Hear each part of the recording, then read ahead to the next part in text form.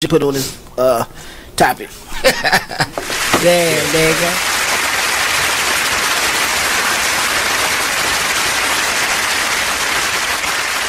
Man, it is what it is. Man, it is what it is. Well, it is what it is. This Fly T Miles, also known as Tyree Miles, and Mr. Miles the writer. Hip Hop King, check us out every Friday on Be Exposed Radio at 9/11. Coming to y'all soon. Hey everybody, check out what you missed on the one and only Be Inspired radio show. I'm just thankful this year I've dealt with, some growing pains, and I've overcome some things, and I've also, accomplished some things in the process. I've learned some things. I've learned, man, I learned that everybody loves your work until they got to pay for it. That's what That's what I learned. I learned everybody loves what you do. I mean, not always. Listen, the Bible says money answereth all things. Well, okay, and there is a place. There is a place where finances is necessary. And when you got kids and when you got a wife and then you doing everything and you top dog at what you do, especially when you weren't in the same place like with this radio show, you ain't in the same place you were a year ago. Should nobody be coming on the show and not donating to your show? Can you say that on my show? Should nobody be coming to your show? Can you say that in the middle of the live? Make that a promo, please. Should nobody come on this show without donating? Yes. You are listening to BeExposedRadio.com.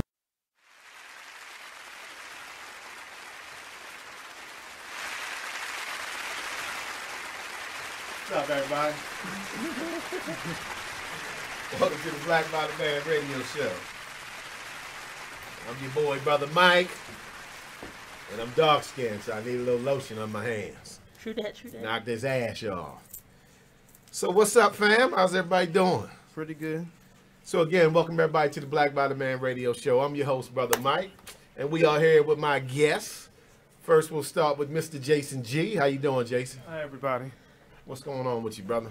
Not just feeling good. I need to moisturize too, Mike. Yeah, I'm dark skinned. I got to keep this melanin popping. The coldness got me. And beside him, of course, we have Miss Samantha Nicole Dennis. You always say my whole government. I know, the whole government. That's how you got it listed on Facebook. Oh, gosh. How you doing today, Miss Dennis? I'm great. You great? I'm peachy. Welcome back to the Black Bottom Man Radio Show. Nice to have you back. We ain't seen you in a minute. Yeah. What's been good with you? Work got me. Work got you? Making all that money? Trying to. Okay, that's what's up. So if I need a loan, I know Don't who to holler at. I know who to holler at. All right, let me go ahead and send out some invites here. See if we can get the audience involved here. So how was you guys' weekend? It was pretty cool. Pretty good? I just chilled out. Uneventful? Yeah, it was pretty cool. Okay, that sounds like a good weekend. I like it. Miss Dennis, how about your weekend? Pretty relaxing. Pretty relaxing? Yeah, I didn't do too much. Watch the Super Bowl? I watched some of it. You watched some of it? Yeah, I caught some of it. Here and there. I see the Eagles won. Big up to the Eagles. Where my bell at? Let me find my bell. Yeah, big up to the Eagles. Congratulations. I mean, the Eagles hasn't won a Super Bowl since ever. I think it's their first one. Mm-hmm. Right? Since ever. So that's their first one, right? So I saw on Facebook, in true tradition, when people win Super Bowls, I saw everybody, celebrating, tearing the city up. Like burning shit down. Fire, burning shit down. You know how we do when we win, right? That's how you celebrate. Let's go tear this town up. It would have been tore up either way. Hey. Good or bad. I'm Gucci with it. I don't live in Philly. Yeah. I'm cool. I'm with you. So what we got going on in current events? Anything worthy of being discussed on the Black Bottom Man Radio Show? Other than the Super Bowl? No other current events? And Trump? Whatever that's worth. I mean, it's just something new every day. You can't even... Yeah, he's... I don't even have the words to describe him. I'm just going to call him the president. Yeah. That's all I can say. This dude is... He actually actually ignoring him almost would even be better because like he But actually wants the conversation. I feel like if I give it any sort of attention, then he wins. Then yeah. So I don't. Well, either way, it's crazy because he'll just start doing stuff, or if you don't give him attention, it's just a lose-lose. It's a lose-lose. Yeah.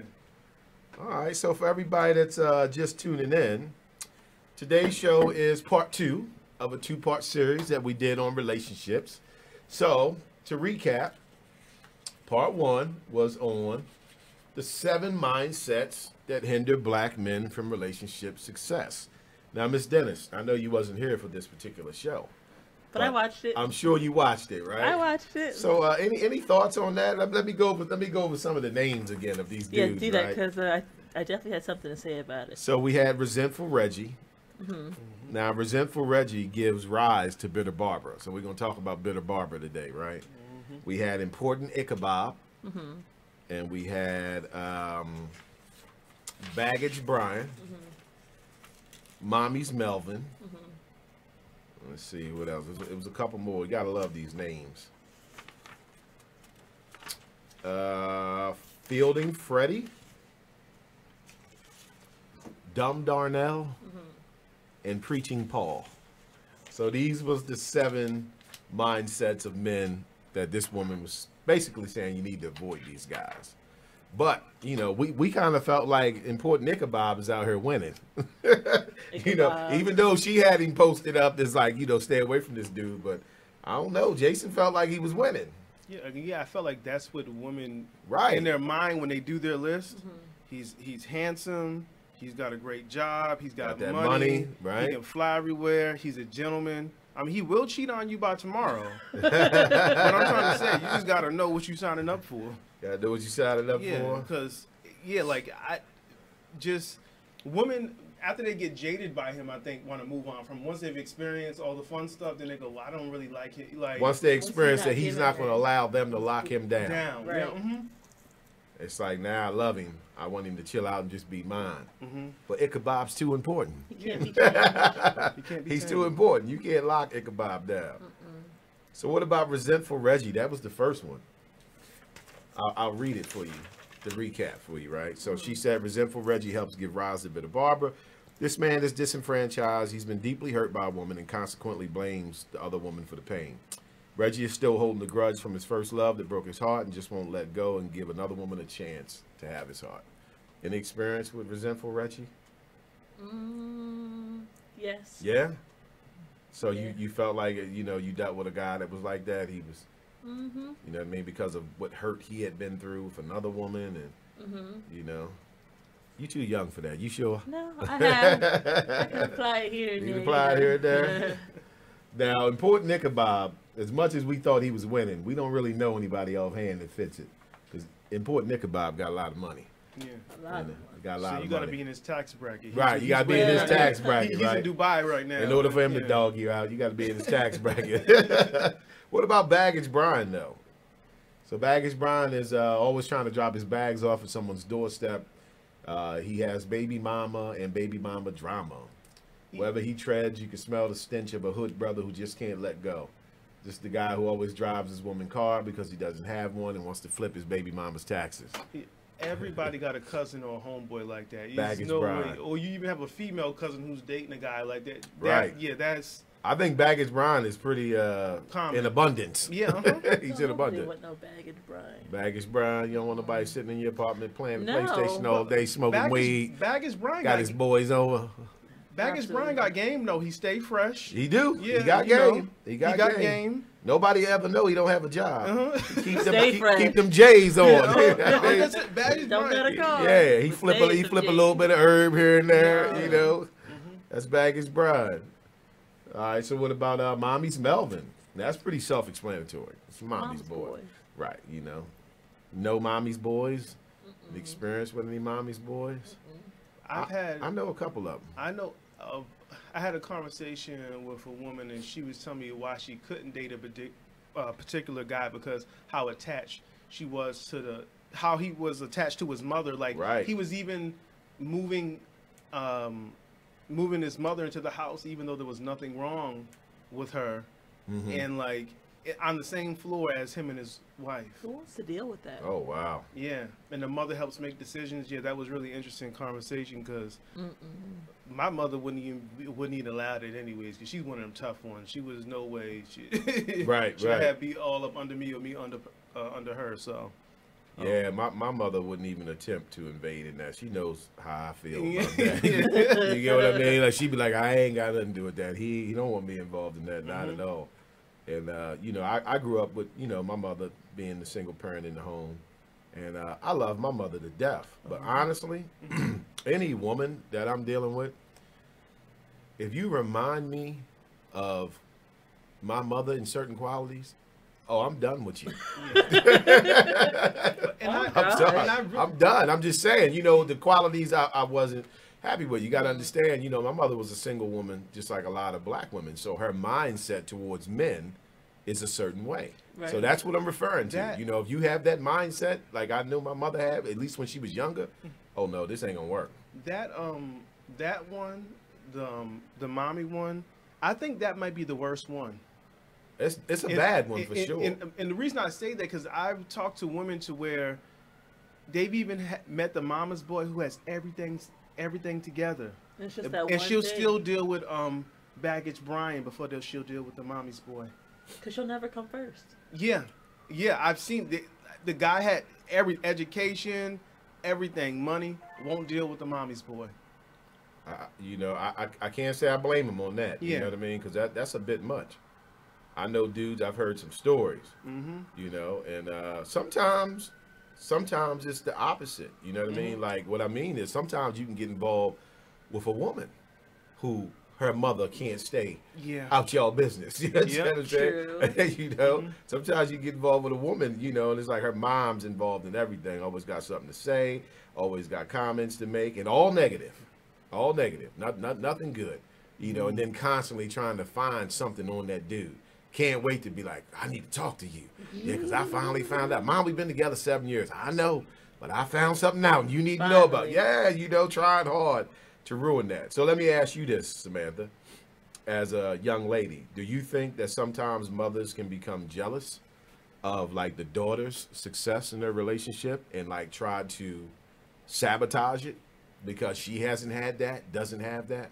I wouldn't say jealous. I'd more so say jaded because she's had failed relationships. Right. And you can only, like, I guess in the mother's position, you would put that on the daughter as if she was going to, you know, make the same mistakes.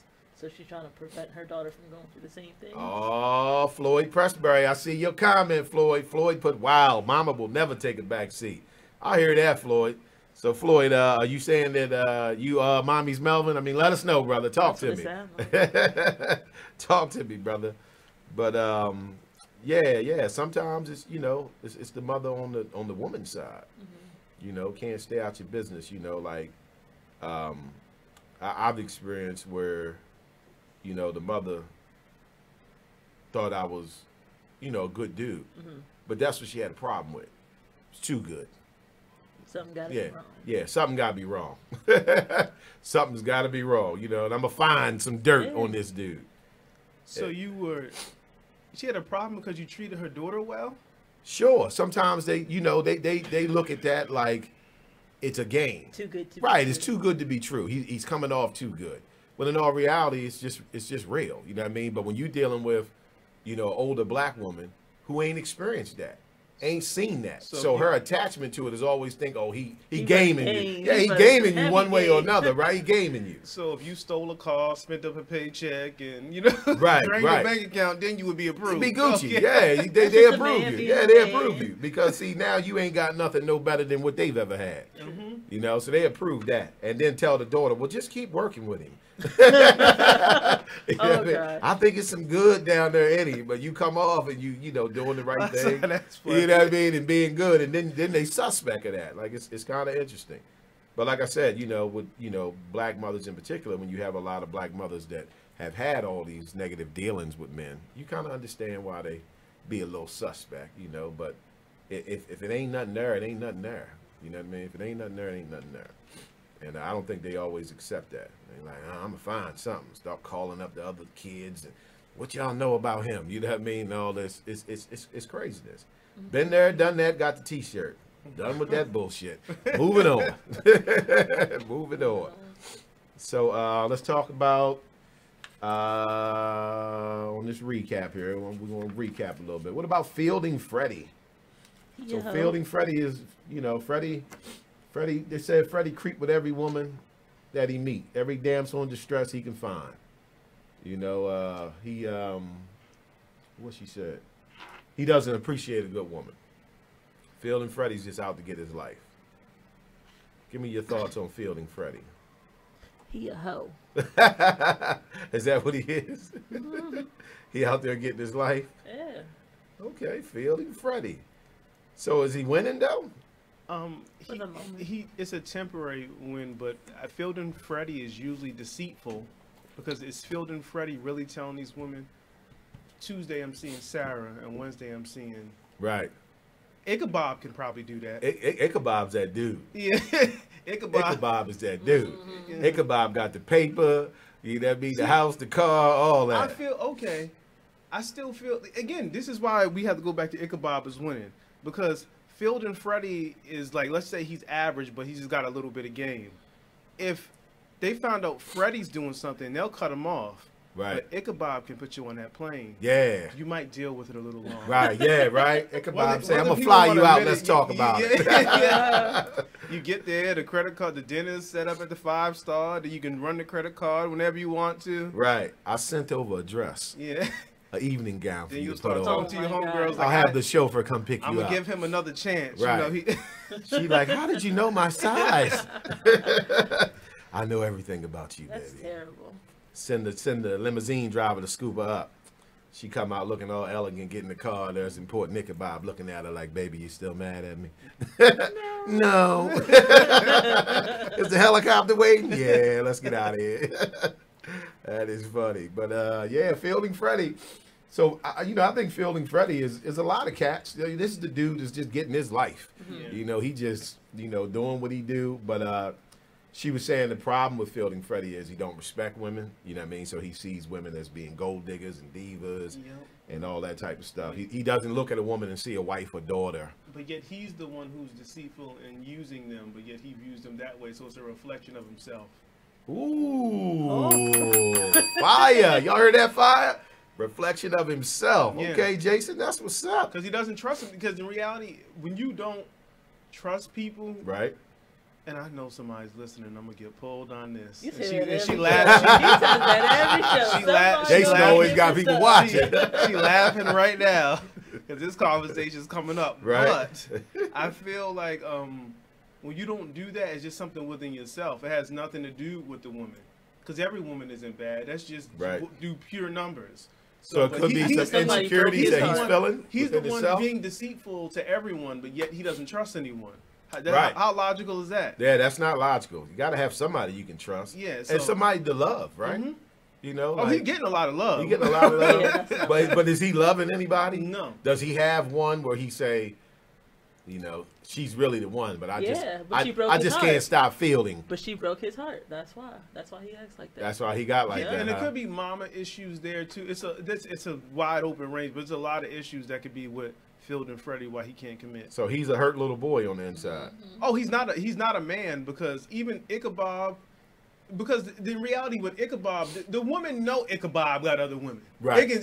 They know it. Fielding Freddie is Ichabod don't even lie. Yeah. Huh? I feel like Fielding Freddie is just a liar at the end of the day. Okay. Who can, like, again, his game is strong enough, and I know a Fielding Freddie, and Fielding Freddie's a liar. Because Ichabod gives the women the choice of, this is what it is. Right. Either accept it or keep it pushing. Right. You want to come out and have a good time. Snake that trying to, Well, yeah, because Ichabod's in town for a night. Y'all know what that is when you got to come to the hotel. Yeah, because that's what it said. Yeah. Ichabod, they say Ichabod hit 2 cities in the same day. Oh, he's a jet setter. So you all know what it is. Yeah, Ichabod ain't have you come over there at 2 o'clock in the morning for conversation. He could have talked on the phone for that. You already know what it is.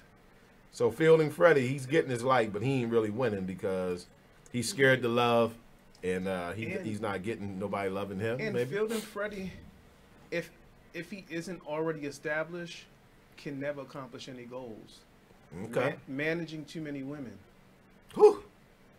That's a lot to manage right there, brother. It's hard to manage one. So you speaking from experience, Sam. I heard about that before. You know, I heard that before. I don't really know. That's a lot. Oh my God! All right, so last is that we went over was Preaching Paul. Yeah, Preaching Paul. Yeah, oh no, I'm sorry. Before I get to Paul, Dumb Darnell. Forgot about Dumb Darnell. Darnell. Do you remember us going over Dumb Darnell? Yes. Yeah. So Dumb Darnell is Mr. Softy. This is the dude. He gives rise to Demanding Dina, who we're going to talk about today. So Dumb Darnell is just dumb. She says he lacks knowledge of himself. You know, so he enters a relationship before he discovers what he likes or dislikes. Dumb Darnell is Ichabod in a sense. You think so? Listen to my reason. Okay, yeah, let's hear it is. Dumb Darnell, he gets walked over. But when he finds himself, and Dumb Darnell isn't dumb in the sense of what he has going on. Okay. He's a very intelligent man. He just isn't assertive with himself yet. So when he finds himself, he gonna be booking flights, you know, and living that life. That's why I said they're one and the same, because he just hasn't found himself yet. Okay, then let me offer you an alternative, right? Okay, so they're saying Dumb Darnell gives birth to Demanding Dina. If Dumb Darnell stays with Demanding Dina, is he ever going to find himself? Because Dina ain't going to let that happen.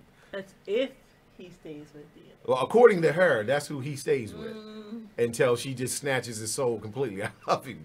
You know. If he's done but you think he could rise to the occasion eventually if he got his act together? I'd give him the So Dumb Darnell has hope. He has hope. All right, we'll go with that. There's hope for Dumb Darnell. All you Dumb Darnells out there, there's hope for you. He's just transferred. Go ahead. He just transferred. He just transferred problems to another area. Okay. Because he's already Dumb Darnell. So Dumb Darnell, even if he gets confidence, see, Ichabod Ben had game, right? Dumb Darnell never had a chance to establish his game. Right. So when he gets to be Ichabod, because Ichabod been Ichabod. Usually who's Ichabod? He been Ichabod since probably high school. That was his whole reason for getting the money. So Dumb Darnell doesn't have that. So those pretty women that Ichabod can just get another one. Right. Dumb Darnell is going to get his fortune took. Right. Okay. That's just my opinion on Okay, it. I think he's transferring. Demanding Dina going to get that money, huh? Yeah.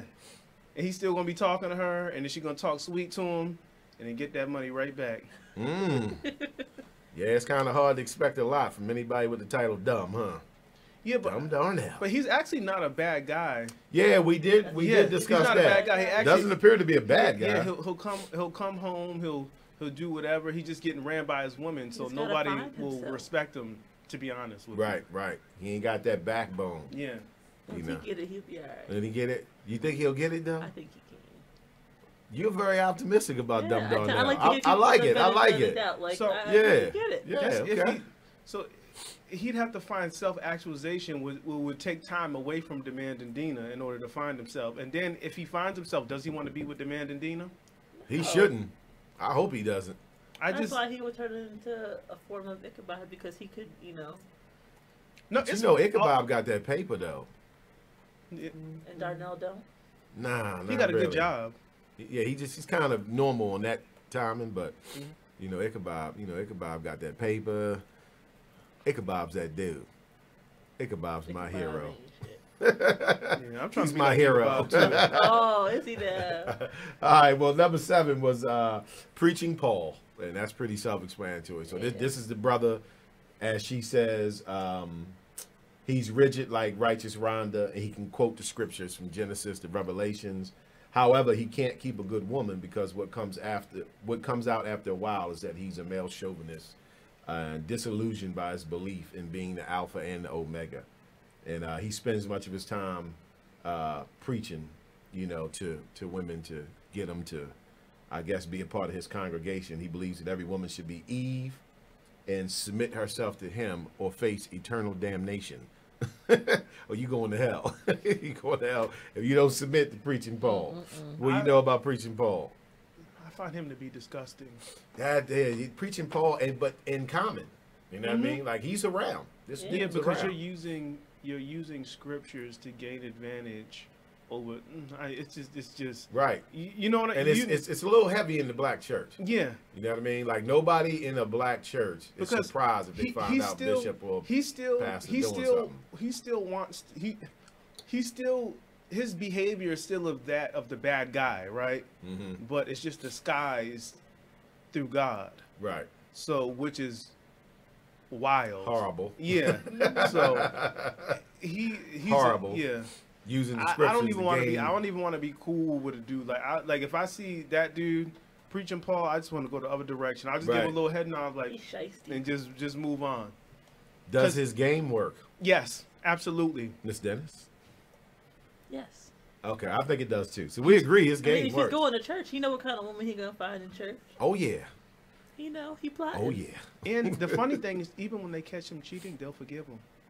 Well, yeah, he's preaching Paul. Yeah, because he's going to break it down and explain to you, you know, how the Lord ordained this. Him and his flock. Miss Johnson, I want to speak with you for a minute.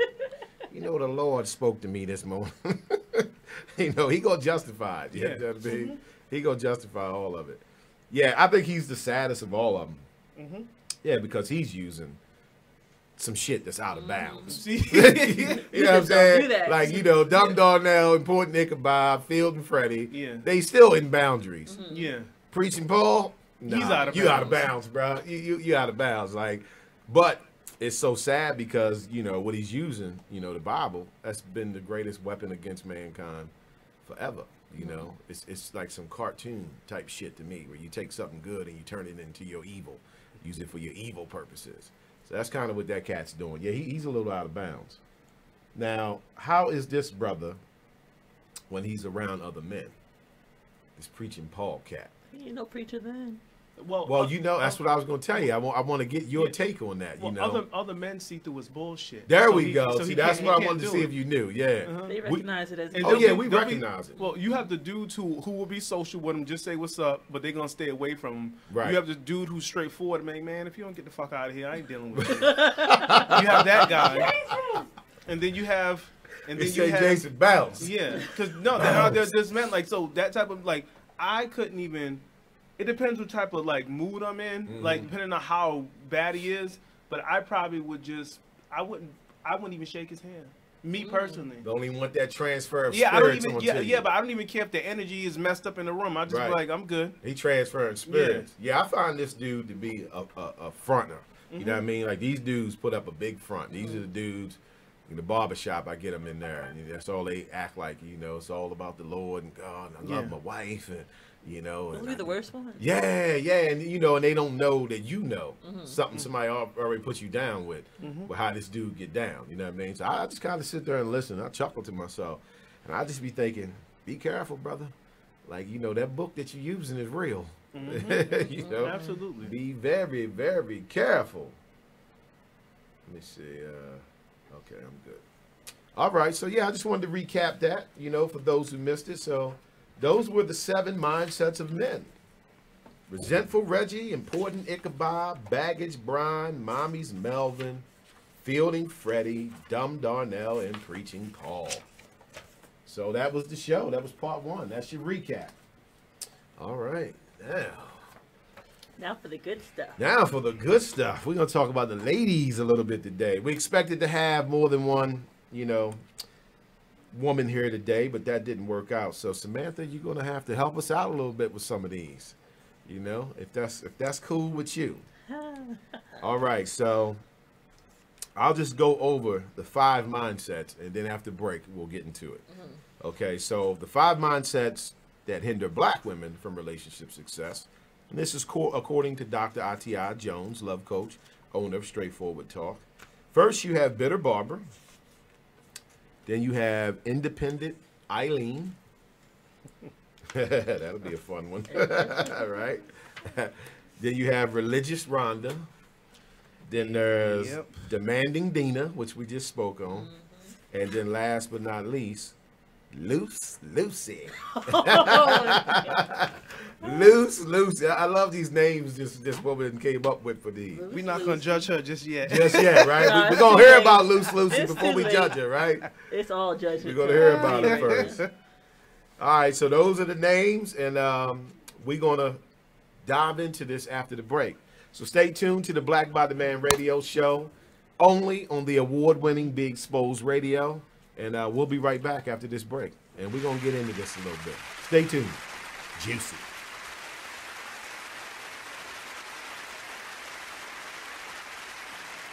Hey, there's my son. You've been in your room all morning. Hey, Dad. Matt, what's wrong with your voice? There is nothing wrong with my voice. Oh, well, it's just sort of. I have been playing my video games and electronic games for so many hours. Uh-huh. Well, it sounds like it might be time for you to take a break, or... Hello, Dad. Susan? I have been watching TV and text messaging all morning. Yay, electronics. Yay, yay, yay. Guys, I think it's about time to get in the car and take a little trip. Maybe see some trees, some green things. What are these green things you speak of? This weekend, unplug. Take your family to the forest. There's nothing in the world like experiencing nature firsthand. Trees, paths, bluebirds, streams.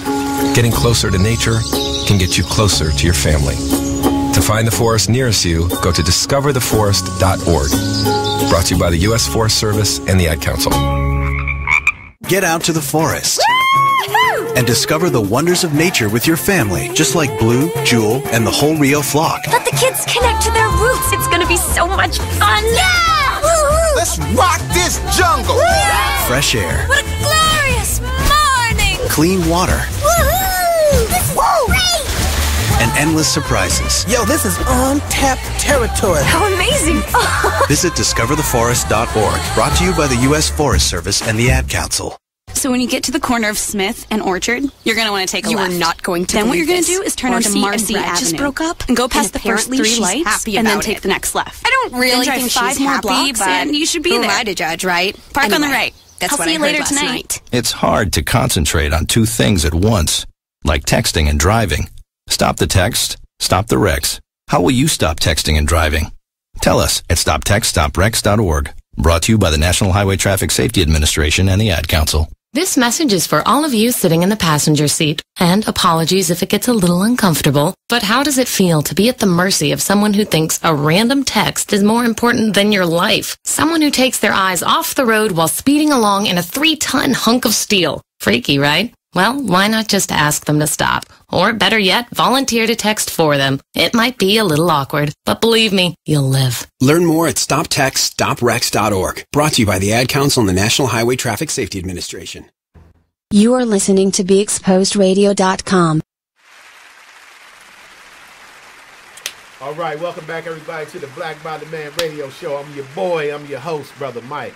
If you're just tuning in, this is part 2 of a 2-part series that we went over on relationships. So the last show we did part 1, which was 7 mindsets that hinder black women from having success in relationships.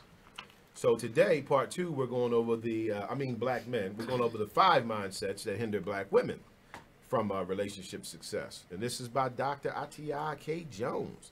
All right, so first up to the plate is Bitter Barbara. We mentioned her a couple times, but let me get a breakdown according to Dr. Jones on Bitter Barbara. All right, so she says, Bitter Barbara makes many outward attempts at femininity, yet is hard to the core. She is disenfranchised and has been deeply hurt by a man and consequently blames all men for her pain. She has not been able to rationally separate the baby from the bathwater, therefore throws both out. Bitter Barbara perhaps may have had a good black, no, they wrote this wrong, I'm sorry. Let me rephrase this. Bitter Barbara perhaps have had good black men coming out of her life, but she couldn't see past her path. When it comes to love and marriage and the baby carriage, not too many black men are interested in a woman who is just plain bitter and would assume deal with a white woman. Unfortunately, this makes Bitter Barbara even more bitter. So what was her name? What was her name? Dr. Atiya K. Jones. I sense a little bit bitterness in that last statement that she wrote. You said a little bitterness in what she wrote up here, right? Because you have to, so white woman, Asian woman, She definitely threw the white woman part in there. So that doesn't really like. She threw that in there. That's not so much guarantee because there are black women who aren't bitter. That's all I'm saying. Right. Right. Like, it's just not. Pretty much. So, women, I'm defending you right now. Right. All right. All See, y'all Jason's ain't bitter. defending y'all. All y'all ain't bitter. That ain't true. But. So do we know these women? Do we know bitter barbers? Of course. Is this common amongst black women? Yes. Have we dealt with bitter barbers? Have you? Good question. I appreciate that. Moving on. I have definitely dealt with bitter barber. And I learned so much about her in the 5 minutes that I talked to her because after 6 minutes I was gone. I ain't got time for that bullshit. Yeah, I've met her before though. I don't deal with it. I don't deal with it because I understand a little bit more of how, you know, a black woman can end up like that.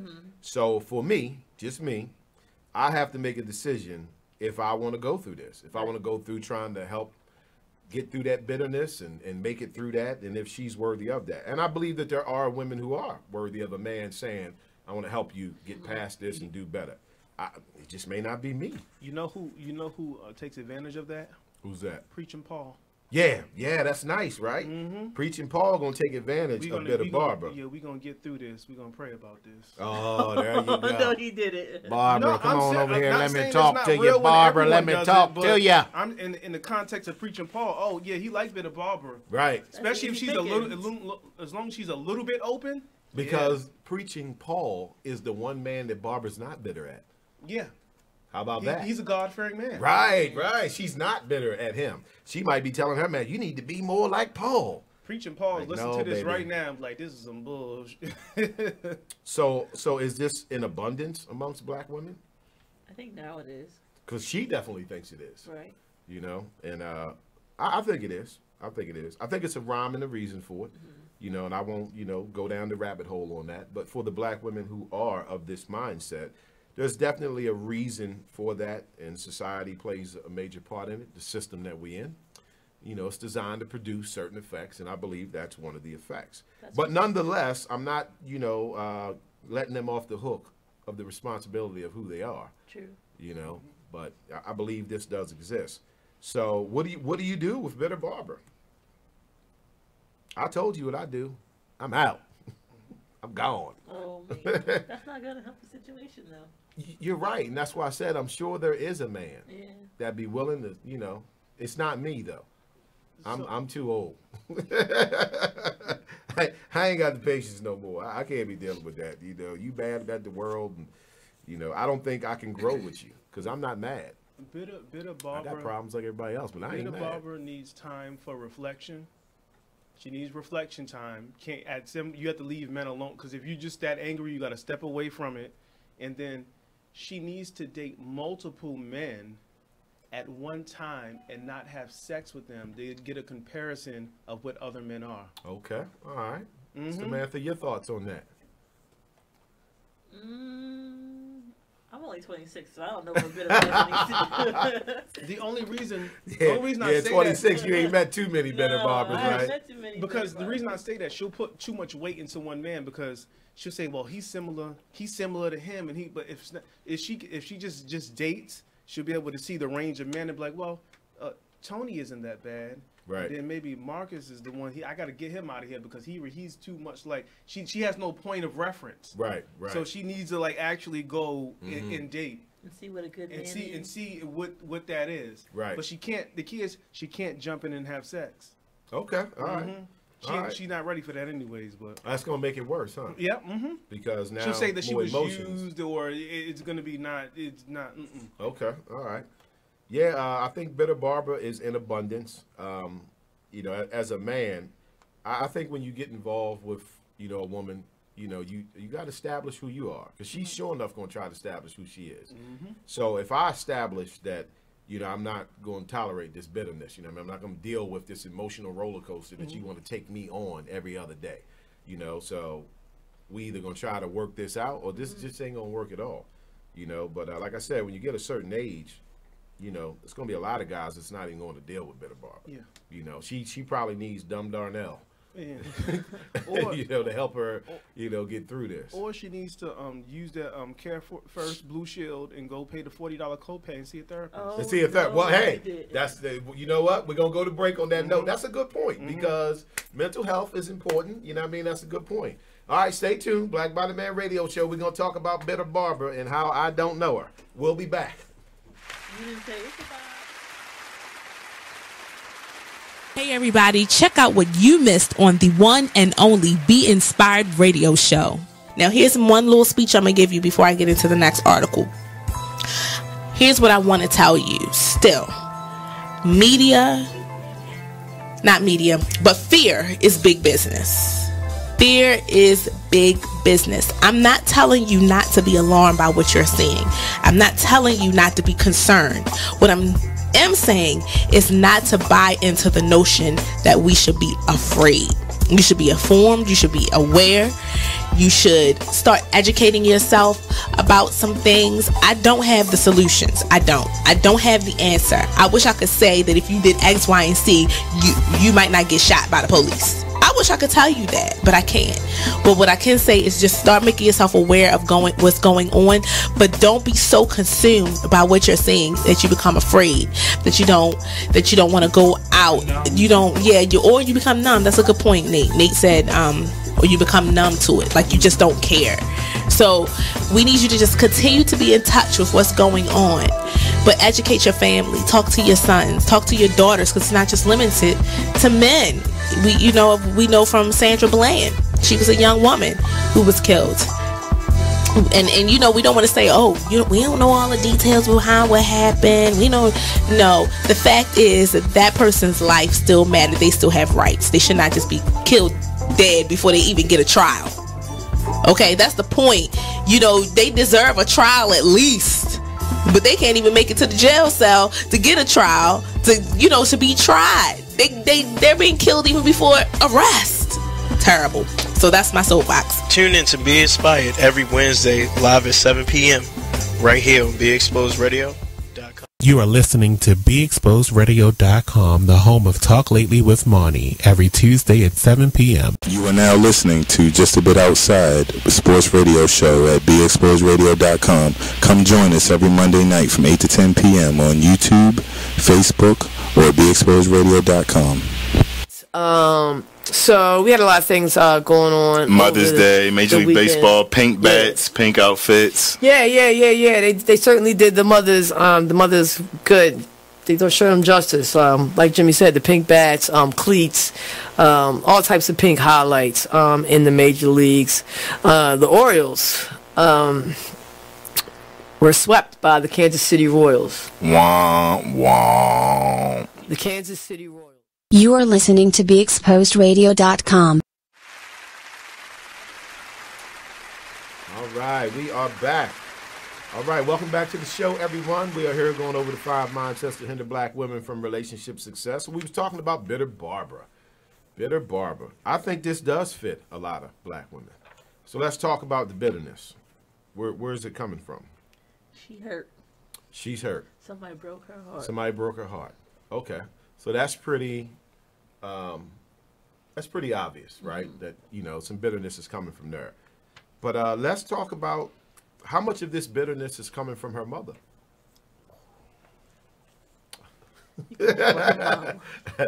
How much is coming from her mother? Like what I'm saying is learned behavior, right? So, a lot of, young black girls come up underneath a single black woman. Mm-hmm. So they're seeing how she deals with men, relationships, so forth and so on. So does any of that play a part in making that woman bitter? Absolutely. Yeah, it can control it can control her viewpoint. Absolutely. Right, because it doesn't fit all cases, but what I'm thinking about is, young girls who got mothers that do a lot of fussing and cussing and fighting and like everything deals with like hostility. Mm-hmm. Can that make that woman?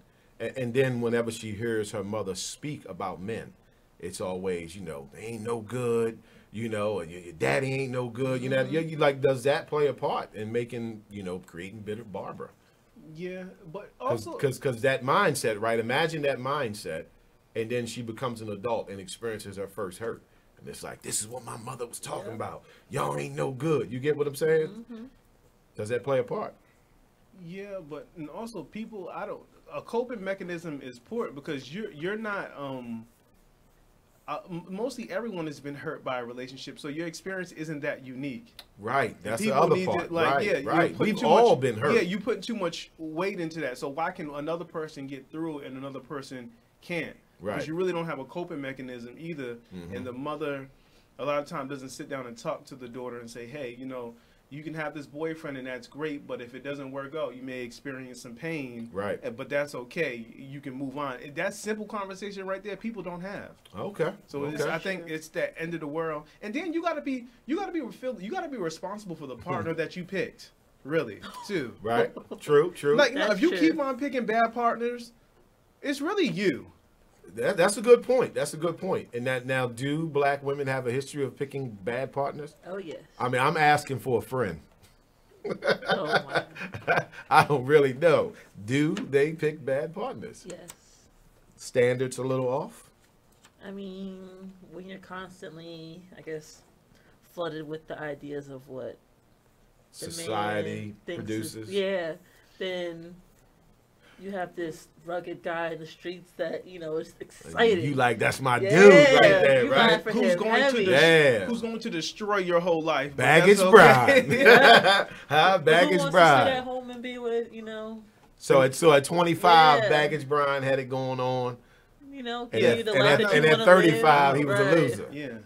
Because all that's now played out. It's time to get down to the nitty gritty. How dare she want the man who's going to pay the rent and take care of her children? Right. Man, that would be crazy to want him, wouldn't it? He's boring. Yeah. Don't want him. I think. You're not gonna sit here and keep coming from Barbara like that. You're not gonna do it. Not the dude who's gonna sell drugs out of your house and hit all your friends. Right. Right. I think the only way I would be able to deal with Bitter Barbara is if we had a conversation, and then she could understand what I'm trying to show her. You know what I mean? And try to work through it. But that usually doesn't go over so smooth. But she got to make the conscious effort to do better. I tend to stay away from that. I don't want nothing to do with Bitter Barbara because I want to be happy. And I can't be happy if you mad about something every 48 hours. It's just not going to work for me. And I know I've had that experience, and I know dudes that go through that experience. I used to look at them like, yo, why do you deal with that? You know what I mean? Like, I know you love it and all that, but man, it's a lot of women in the world. I'm just saying, you know, I'm not dealing with Bitter Barbara. What about you, Jason? You dealing with Bitter Barbara? Everyone knows I'm not dealing with it. I bring a whole host of issues to the table. I don't need Barbara. That's not even a question, right? Yeah. Everybody knows that. Both people can be crazy. Oh, my. Let me read a couple comments here, okay? So Nicola Brooks says she get it from her mama. Yeah, I think her mama plays a part too, Miss Brooks. She said y'all need more women on this segment. Very true, and we did. We definitely had more women scheduled to be here, but you know, it didn't work out. I guess they abandoned us. But Ms. So Brooks, yeah, we tried to have more women involved on this. I've been defending the women too in this segment also. Right, yeah. You've been towing the line. So what's the solution for Bitter Barbara? Like, Barbara's better. We said therapy. Therapy, okay, yeah. Therapy. And like therapy to the point where you don't tell your homegirl about it. Mm-hmm. You don't even just go and try to just go ahead and do it. Constructive. Yeah, and go see a therapist and just kind of work that out and don't really try to, because what happens too, we don't, in the black community, we don't really respect mental health like that. Oh, we fear it. So we'll just be like, true. I ain't going to no therapist. Yes. So we're gonna do a show on that. Yeah, yep, that's true. So she really can't talk to her homegirls about it because she's like, oh, girl, you'll be fine. And the reality is, no, she's not fine. Right, yeah. Usually the homegirls are supporting for the negativity. Yeah. Sad to say, but that's been what women have told me. Or you're going to get extreme judgment but with a person who has the same issue. Right. Which is just crazy. Because she got man issues too, and she got this, but yet she's just dealing with them. But yeah, if you try to work through yours, misery likes company. So true. She's not going to, you know. So let me pose this question, right? How do you get Bitter Barbara to the point where she would even consider therapy? Because, you know, now remember, this type of woman, she doesn't actually see herself as being bitter. You know, her theory is these dudes just can't handle a strong black woman. Right? That's Bitter Barbara's take. Yeah. So she doesn't even see herself as being that bitter. So like, how do you get through that wall? You know, like and when you get through that wall, like you said with therapy, who is the therapist? Should it be therapy with a woman, or should it be therapy with a man? Because it does make a difference. And she'll only take that advice from a man that she respects. Right. Mm-hmm. Now that is true. You know what I mean? So she wouldn't even take it certain from positions. Yeah. So she didn't even respect the man. That won't even be a logical conversation to her. Right. It won't be. And this bitterness, is it possible after a certain period of time for it to leave? Yes. You know, so you think a woman, say in her early mid-40s, has been like this through the 20s, through the 30s. If she's had enough failed relationships, it can, because at some point I feel like it'll be some type of emotional breakdown. Right. You can't keep it going. Okay. It'll be some type of midlife crisis. There's gonna be some type of breakdown. Whatever you do with it is what you do with it. Okay. Because we like to pretend no one's that strong. Because it's gonna wear on you.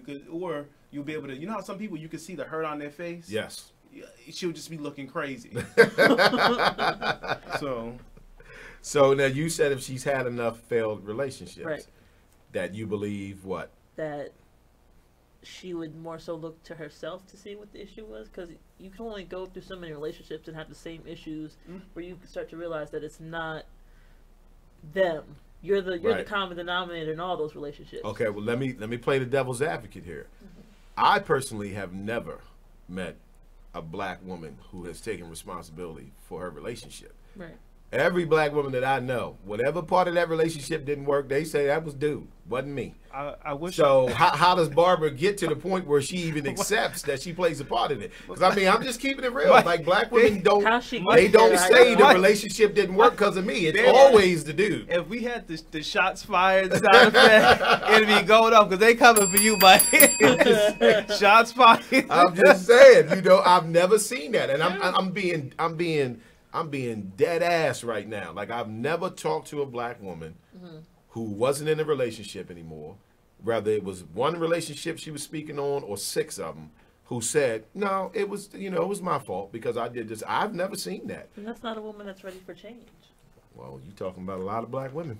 Well, you know, I mean, but do you get what I'm saying? Yeah. In order to even get to therapy or to get to the realization, like you said, you know, that you know, I don't want this to keep going this way. You have to accept some responsibility. That shows a sign of maturity. And so I haven't if seen you're not mature that. enough to see what your own doing in a situation is and take responsibility for that. You know, like then, I know black women that are older than me, and go look through their whole history, and it could be 6 or 7 dudes they've been with over the past 20 years, and they'll tell you it was all their fault. It was never her fault. So at what point does she realize that she's the common denominator? What does it take to get there? That's a good question, right? See, that's why I can't fool with Bitter Barbara. These are all questions I need answers to. We need answers. We need answers, you know, because how do you get by it, you know? And like she says, she is not rational. Bitter Barbara's not rational. That's what Dr. Jones said. Bitter Barbara's not rational. So she's really not trying to hear anything that you're trying to say. And like she said, and then if you abandon her and go get a white girl, which I do not condone, by the way. Let it be known. It's the Black by the Man radio show, right? Those are not the views of Black by the Man. Yeah, those are not the views of Black by the Man, right? Just lay that out there, You need that right? disclaimer. Yeah, that's a disclaimer for you, right? She's saying all that does is make her more bitter. Cycle. And this whole YouTube videos on this, that's true. Yeah, I don't think anyone. If you're debating that, then that's definitely a little crazy. But man. which is weird, right? Because when I see a black woman with a white man, I'm really not that bothered. To be completely honest with you, I'm just not that bothered. I don't know. When you see a black woman with a white man, okay, I'm not that bothered at all. Okay. I'm just saying. I'm bothered. Because I feel like that's where you. But if that's where you want to be, I get it. I'm being you, sarcastic. I get it. I'm with you, Jason. I'm with you. I get it. I'm still bothered, but I get it. I get it. Let me read a comment here, though. Nicola Brooks again. She says, she says to get to the point that a woman takes ownership for her part in a relationship. Let me see here. Somebody just put a text in. takes ownership for her partner relationship, she must experience a major life change. Therapy, spiritual awakening, etc. It's like holding up a mirror to herself. It's very possible. I like that. That's what I was trying to get at. You know, so here's a woman saying, yeah, it's going to take some type of crisis or some type of spiritual awakening to get Bitter Barbara to even recognize that she plays a part. Having that breaking point, that rock bottom point where you have to really look at yourself. Right. Yeah. So how do you get her there? Because she's so bitter. You know what I mean? Now you got to take in consideration, you know, like a black woman is a verbal assassin. You understand what I'm saying? So when you go to try to take this conversation to her, you got to have your gear on. You know, you got to be ready to take some lashings from that tongue. So who's that dude that's going to do that? Is it going to be Resentful Reggie? Is it going to be Fielding Freddie? It sure enough ain't going to be Ichabod. You're not getting on Ichabod's helicopter with that attitude. Yeah. I'm sorry. If the tone ain't right in the text, Ichabod's on to the next city. Ichabod gone. Like, where's she at? In the other city, mad about something. I'm not even there no more. So, yeah, so that would be my question. Like, how do you get her to that point? Because, again, you know, I know it makes people uncomfortable, but that's just my experience. I have not seen black women take responsibility for any relationship situations they've had. Like, I would be impressed if I met a black woman who said, no, it didn't work out, and it was because of me and him. It wasn't just him. I don't never see that. In my experiences, I think I've had two who said that, but it was such an obvious situation that it was them. They had no choice. They had no choice to acknowledge it. Okay, yeah. So yeah, I haven't seen it. You know what I mean? That's just me. Maybe plenty of black women that admit it. I just ain't met them. I ain't come across it. I ain't seen them. So what do we do with Bitter Barbara? As a man, I stay away from her. Jason. I mean, I'm not putting up with it. Not tolerating that, right? Yeah, because like we don't have to. You understand what I mean? Like, you know, men, we got standards too. You know, you understand what I'm saying? We got standards too. Sometimes.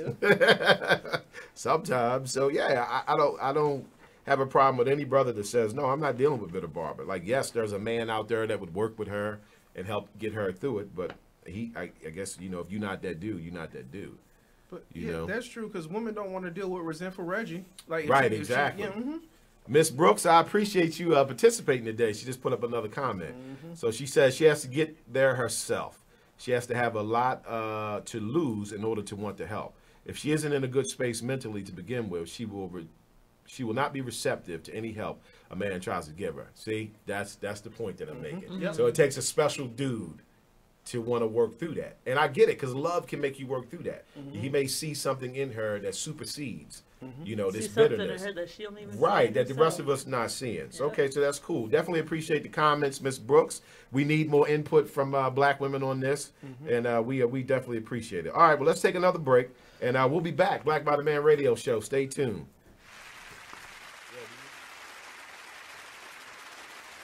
Is what it is radio show. Go ahead. All right, listen. All right, say situation. Cause I keep telling y'all, it's different situations in the child support thing. You can't just pinpoint one thing. You can't just say, "Oh, here did be. That's why you're on child support. Oh, he this. That's why you're on child support. Oh, she this. That's why she on child support." No. Sometimes it could just go off of, "Oh, I just called him and asked him, can he pay for the pictures? He ain't want to pay for the pictures. I'm taking his ass downtown." Yup. Well, you got to know.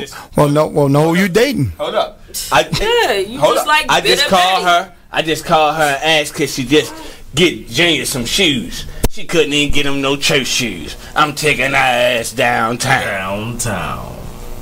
Now, when you go downtown, you go down there and you get $500.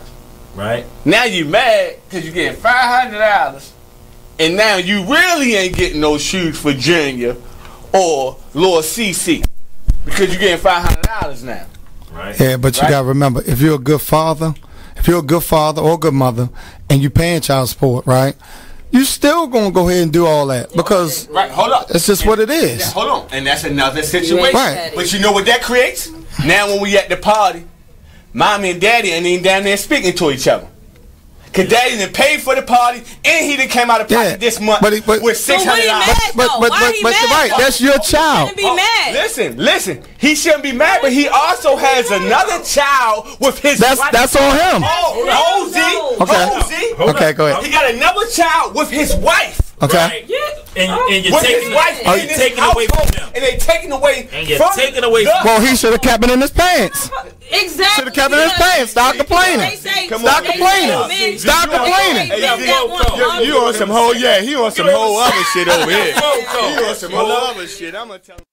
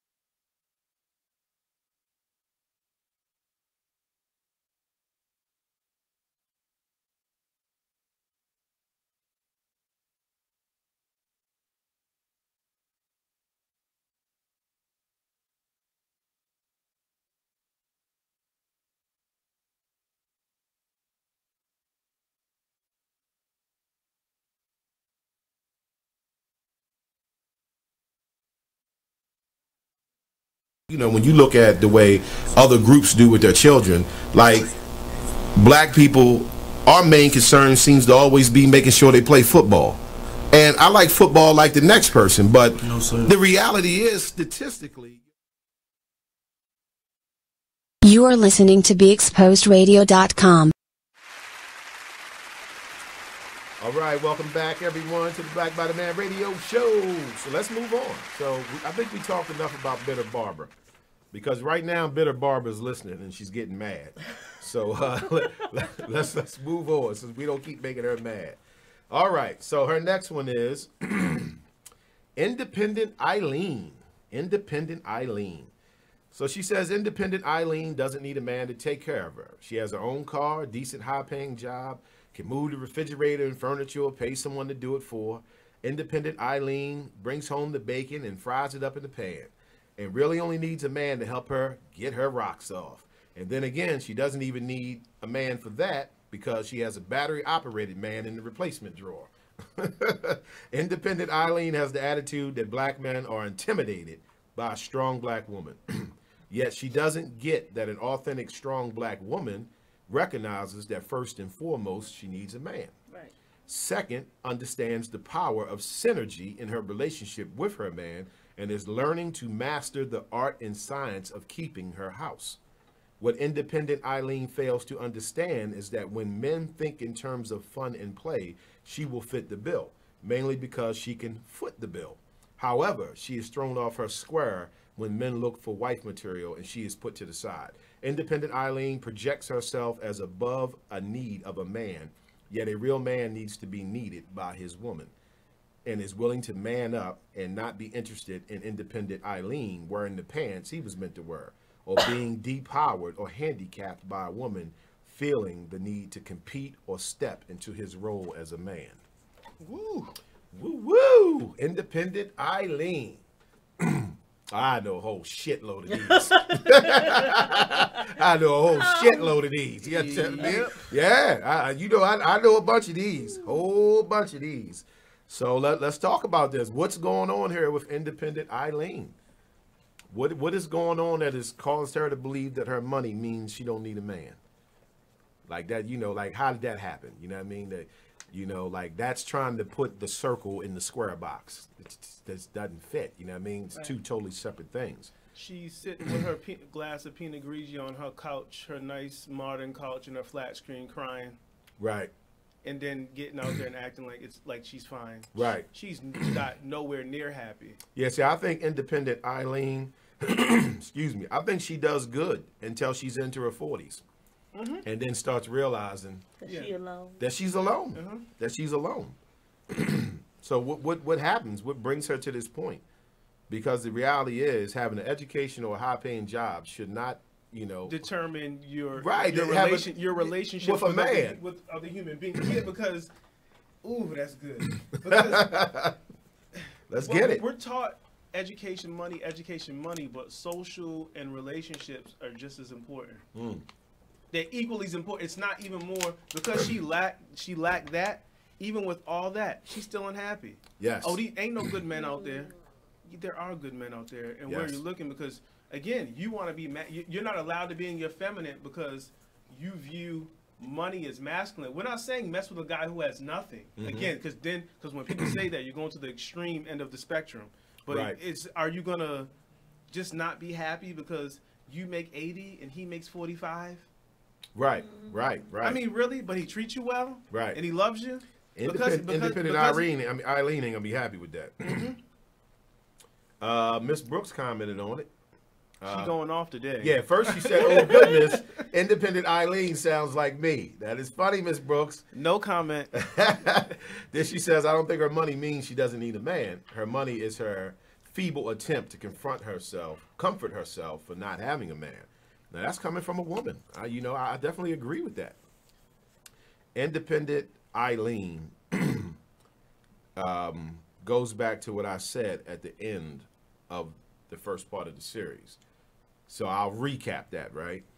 The standards that a black woman has when it comes to finding a black man has changed. See, grandparents, they stayed together for many years because back then their standards were different. The black woman understood the struggle that the black man faces within this society, right, of white supremacy. Let's just keep it 100, right? So her concern was to have a good man that worked. She didn't care where he worked at, long as he worked, because she knew he was more valuable as a father, as a husband, raising the kids, being in the house, a protector, so forth and so on. European standards, the white woman's standards were different. Her standards, she was taught as a little girl, you try to marry into money, marry rich, marry the lawyer, marry the corporate guy, so forth and so on. That was never the standards of a black woman. They convinced the black woman to start taking on the standards of the European woman. So now the black woman looks for, in a black man, the standards that were set by the European woman. Unfortunately, in a system of white supremacy, at the same time, black men have been reduced in the money that they make. So now you have women looking for a certain financial or social status in a system that is actually preventing that black man from having it. Now, I'm not making excuses for black men that's not doing what they're supposed to do, but that's the reality of the situation. The standards have changed. We have adopted the standards of another group of people, and it has been detrimental to the relationships with us. Because you're looking for wealth and education where it actually doesn't exist. There's not widespread wealth amongst black men. Right. So you looking for that in a black man is absolutely insane. Exactly. I'm literally like, and most of the ones who got the wealth want a white woman. Yeah. That's the crazy part. So they want to go get a white woman. Well, and then, I hear this argument too. Well, I don't want to build with no one because because what if they leave me? But to me, you have to leave hypotheticals alone because that means you're not in that relationship for that moment. So if you're worried about someone that's just going to leave you, you either got to fix that problem yourself or you don't need to be involved in any type of relationship because anything can happen. Anything can happen. So regardless, that's not even a valid enough excuse. I don't know. It's a tricky situation, but you can't look for that. Even education, you can even look for more than wealth. You can't look for wealth because it's literally... There's not any wealth. Right.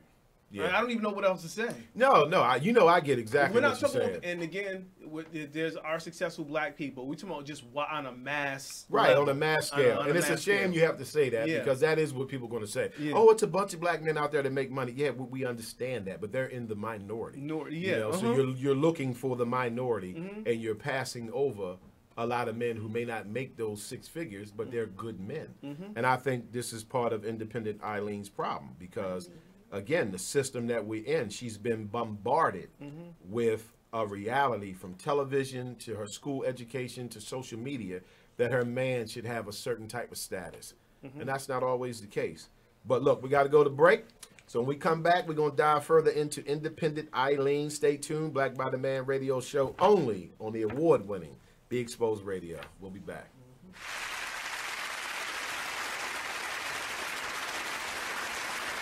You know, when you look at the way other groups do with their children, like black people, our main concern seems to always be making sure they play football. And I like football like the next person, but the reality is, statistically, your child has a better chance of being an astronaut than becoming an NFL football player. So I don't understand the emphasis where we all just always so pumped up on football. Like when my son was a kid, every time somebody would say, "Do you have kids?" And I said, "Yeah, I got a son." The first thing out their mouth, men, women, whoever, would be, "Does he play football?" You know, and I'm like, yeah, but you know, like, is that the end of all means? You understand me? He plays football, and it saddens me because nobody's getting results out of that. Do you get what I'm saying? Like, okay, your child hot, he played football, he good in rec league and high school, and then he plays in college. He don't go to the NFL. That's few and far and in between. Then what happens? Right. Well, I'll tell you what happens. He's 30 years old with arthritis in his neck, in his ankles, and everything from going head up, cracking heads. You understand what I mean? For 11 years, and he ain't but 32 years old, and now he's jacked up. So, Jacqueline. Yes, Mom? I wanted to talk to you about something, and... Oh, wait. Hold on. I just got a text. Oh, there's another one. Wow. Busy me. So, anyway... Oh, wait, Mom. I just got a message. My friends keep commenting on my comment. Oh, there's another one. So many comments on my comment. Oh, I can't wait to watch TV tonight. Playoffs! Hey, guys, check out my new video game. Pew, pew. Wait. Mom, what? Huh? What? Hold What'd you say? Wait a second. What? This weekend, unplug. Take your family to the forest. There's nothing in the world like experiencing nature firsthand. Trees, paths, bluebirds, streams. Getting closer to nature can get you closer to your family. To find the forest nearest you, go to discovertheforest.org. Brought to you by the U.S. Forest Service and the Ad Council. Join the Just a Bit Outside crew every Monday, 8 to 10 p.m. on BeExposedRadio.com. You want to start off? I think I'll get it out of the way on a who's not. Okay, do it. The Orioles. Right. They got swept by the Royals. They lost 4 in a row, and the last 5 games have all been decided by 1 run. The game before, or the last game that they lost before the Royals was the Nationals, and it was Weeders, of course, one with a home run, drove hit the home run. Right. You are listening to BeExposedRadio.com. All right, welcome back, everybody. We are still talking about independent Eileen. So I want to go over to Miss Dennis here. Now, Miss Dennis, I know you're only 26, you know, but it's still a perspective. So give me your thoughts on independent Eileen. Familiar with this woman? Met her before? Seen her? Aunts? You know? No, more so just I have a couple of different, I guess, perceptions of independent Eileen. Well, the first one being her independence is Can you speak a little taken louder, into I guess a way of her not being able to put her independence aside for her man. Okay. And then her independence being a sort of a level to which she wants her man to be coming into the relationship. Because you can be independent, but she can still know who her man is. Right. And put that aside. But then it's a different story when she marks her independence and her wealth and her accomplishments as the level of what her man is supposed to have coming into the relationship. Okay. So I can see it from both ways. And Eileen, coming from the standpoint of she's independent, but she can put that to the side for her man. There's nothing wrong with being independent. Right. It's just a matter of letting your man be your man and putting all that to the side. And like I you know, like equivocating it to the man having to have certain things. You know, like if the woman is independent and doing her thing, that's wonderful. Right. But that shouldn't have bearing on the man. Like you want to find a man that's a good man. So how did we get these women to this point where now independence suddenly means I don't need no man? Because a man's never been based on money in the black community. Yeah, but that's what that's what I've been taught. I'm just from my own personal experience. I've always been told you got to do for yourself. You can't. That's not a bad thing. It's not a bad thing, but you have to know. Not saying where to draw the line, but you got to know when to be for yourself, and then if you're in a relationship, then when to let your man take that lead for you, so you don't have to do those, worry about certain things. Right. But for me personally, it's always been instilled in me, do for yourself. Make sure I think that's a good thing, right? But I guess I don't understand how being taught to do for yourself is still based on not needing a man.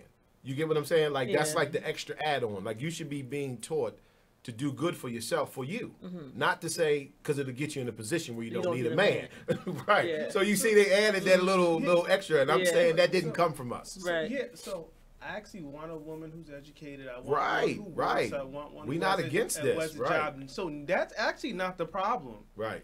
It's the masculine approach to the situation. It's not a feminine approach. It's an aggressive approach, and not to say women can't be aggressive. It's exactly what Mike said. It's the adding on. Oh, I'm independent. I don't need a man. Your independence has nothing to do with you having a bonding relationship with a man that you love. Right. You're putting them together.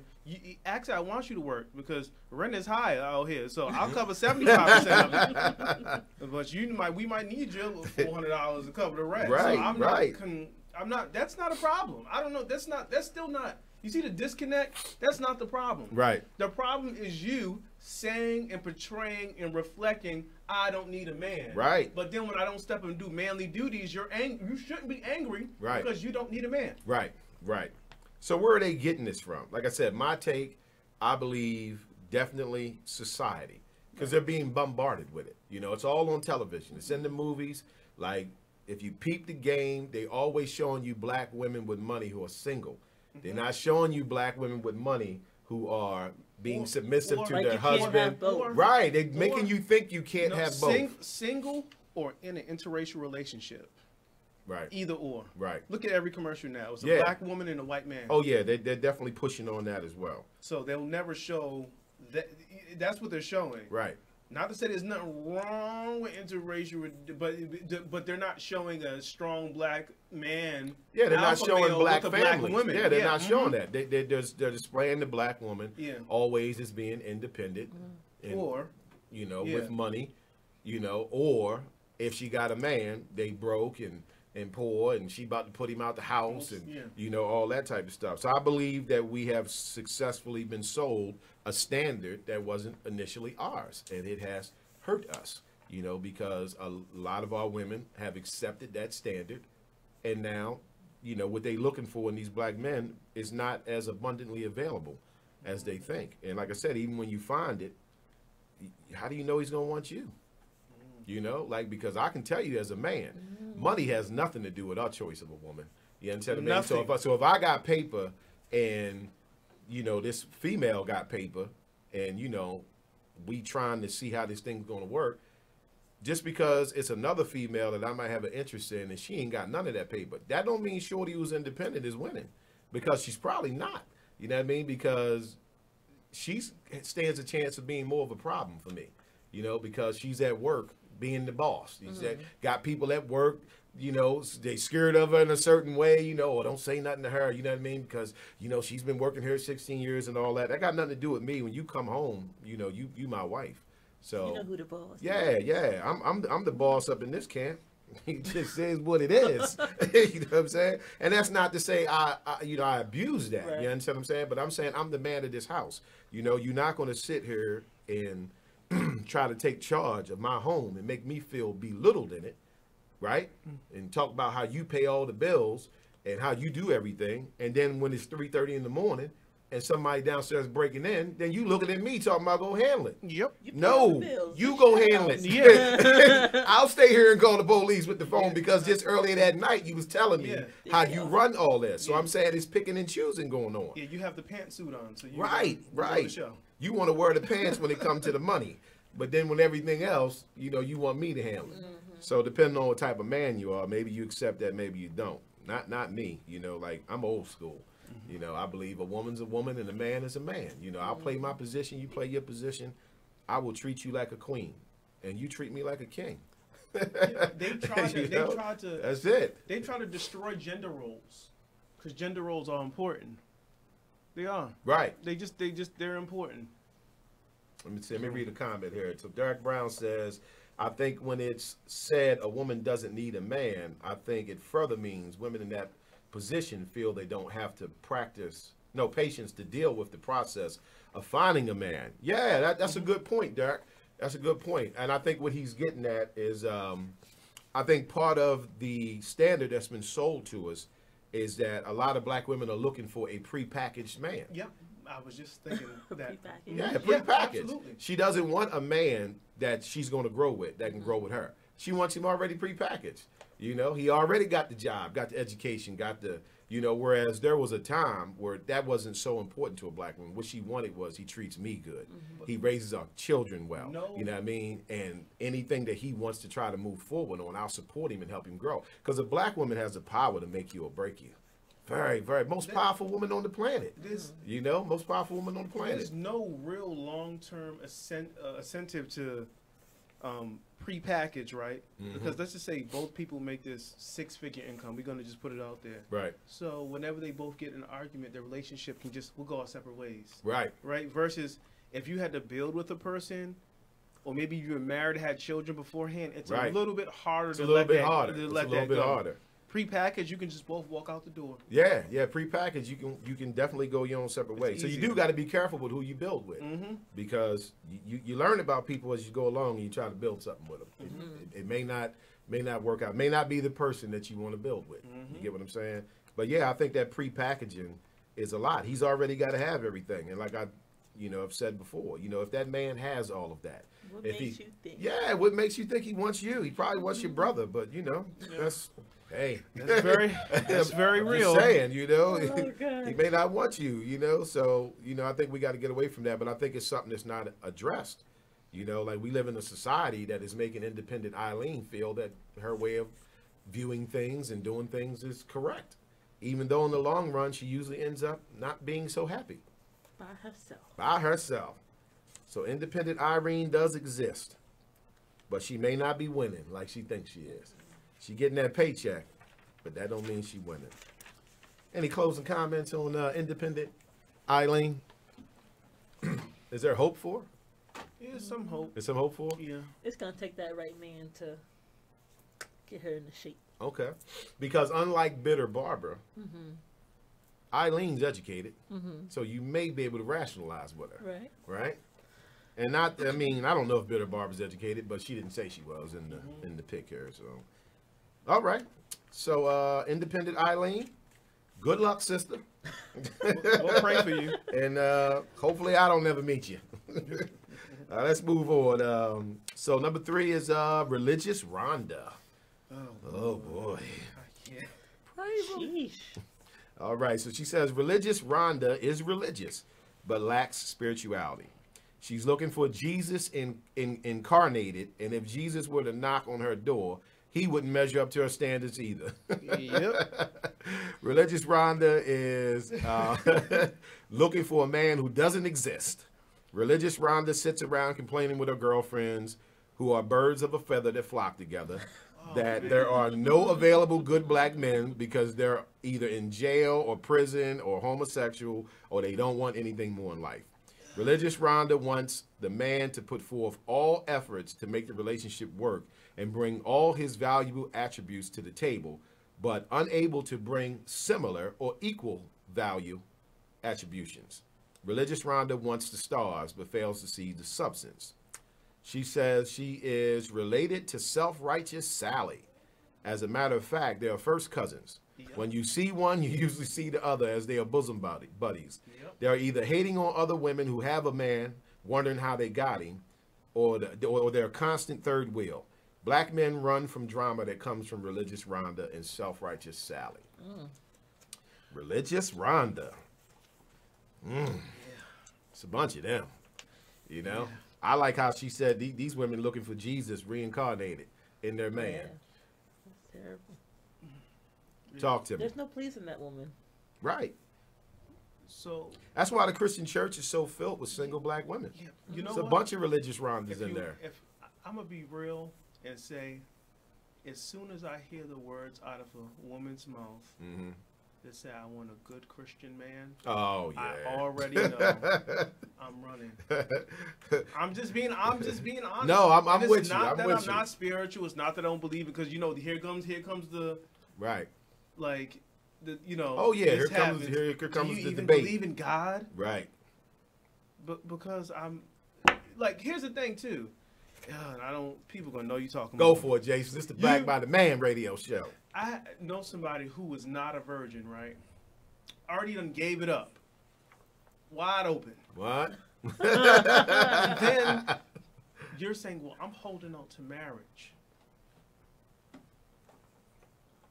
Okay. You're already, not to say I'm going to wait till the appropriate time to see if this will work and then maybe, but you're already in your mid-30s. Right. You're not married. You don't have children. And now we want to play the game of I'm waiting until I get married. So somebody else, they got it for free. But you got to get a ring. Yeah, that's what you that's definitely. I'm telling you, ladies, listen, that's not going to work for most black men. 99.9%. It's just not, because you're putting the burden. You're really putting the burden of your bad decisions on me. Right. Or your heartbreak. You're putting it on me because now. But it's not all about sex either. But you're now coming in and limiting me, and we haven't even got to know each other. Right. And if you were a virgin, I actually would understand. Right. Exactly. You done already gave it up. Yeah, if she was a virgin, it would be honorable. Yeah. You know what I mean? But you can't do that, like that type of stuff. And I see them do, I'm going to wait till marriage. Well, you're going to be waiting. You say you got 3 kids. Yeah. And then you see Lou Sally or whoever and wonder why she got a husband. How she get a man? Lucy. Because Lou Sally kind of just, it worked out for her because she's not putting all those restrictions on people that she hasn't even got a chance to explore and experience. Right. Again, it's just not even about the sex. Because I find men in their 30s, not to say there's not ones who just will hop around, but I start to see with black men in their 30s, they usually start to, if they're not married, they usually start to kind of think through, like, they're like, well, I don't know, is Shorty out there like that? They start looking at stuff. So that's what I'm saying. Like, she's almost torturing herself doing that. She's definitely torturing herself. And like I said, I definitely know a lot of women that fit this. And I think it's confusing. You understand what I mean? It's pretty confusing because it's like religion doesn't have anything to do with finding a mate. I know people make it out to be, or you have to be evenly yoked. That evenly yoked doesn't apply to just your religion. It applies to other things. This soundbite is going to be crazy. It's actually hindering the black woman's relationship. Okay, there we go. I'm saying I was going to beat around the bush a little bit. But that's what black women are taught, to go to church. It's and hindering find a the good relationship. man. That is what's been told to you since you was a youngin', and your mom tell you, if you want to find a good man, you need to go to church, and you go find you a good one. Good man, right? Find you a good man at the Christian church. That's an extreme. That's an extreme approach through certain mothers' failed relationships. So right. They must not know about preaching. They know preaching Paul. Yeah, they don't know that's what the right. That's who's in there waiting on you. Precept. Was it Preaching Paul and Bishop Booty Call? That's what's in there waiting on you. So you think the Christian church plays a part in creating these religious Rhondas? Of course. Okay, I do too. I believe that. Yeah, I definitely do too. You know, because it's a man up there feeding them a lot of garbage. You know what I mean? Like when it comes to a man, like you should find a good man first. You trying to find Jesus first. You trying to find Jesus in a man is what I'm saying. Yeah, you can bring him to church with you once y'all get together. No, I'm serious. Right. And if he loves you, he'll go with you. Right. See if you click. Yeah. But they kind of look for all this straight from the muscle. You know what I mean? Straight off the top. You know, like you on your first date and they're like, "Do you love Jesus?" Shorty, I just wanted to get some mozzarella sticks. You know? I don't know your birthday, right. your name, your mama name. Can I get some mozzarella sticks? All right, Religious Rhonda. We'll continue on this. Let's go to commercial break. We'll be back. Religious Rhonda. Oh, yeah. These, Religious Rhonda. She usually ends up alone for a while. For quite some time. But she got Jesus. She'll be all right. Again, crying with the glass of wine on the couch because that's what's going on. Oh, we still on? Oh, goodness. Hey, lucky we wasn't over here cussing and fussing, right? Well, anyway, we only got 30 seconds. But, yeah, these chicks are looking for Jesus walking the earth and they man. And then they find out there's no such thing, right? And even he was in a relationship. I'm trying to tell you. Oh, you know. Jesus. He had a woman. You think Jesus was single? Jesus ain't single out here. Jason, you know you're ruining their fairy tale, right? You're ruining their fairy tale. Y'all play these games when you want to. Jesus had a relationship. He came back off the road and found him Mary Magdalene. Y'all playing. He found him something. He found him a little cute joint. Oh, think it's a game. Tale is ruined. All right, Eric, let's go to break, man. We'll be back.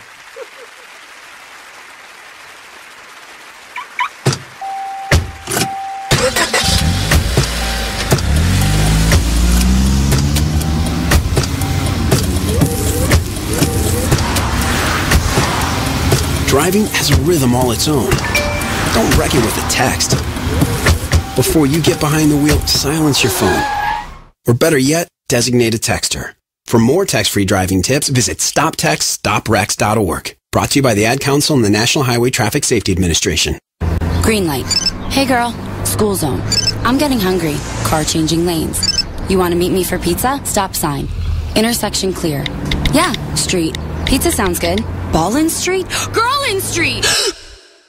It's hard to concentrate on two things at once, like texting and driving. Stop the text, stop the wrecks. How will you stop texting and driving? Tell us at stoptextstoprex.org. Brought to you by the National Highway Traffic Safety Administration and the Ad Council. Exposed Radio.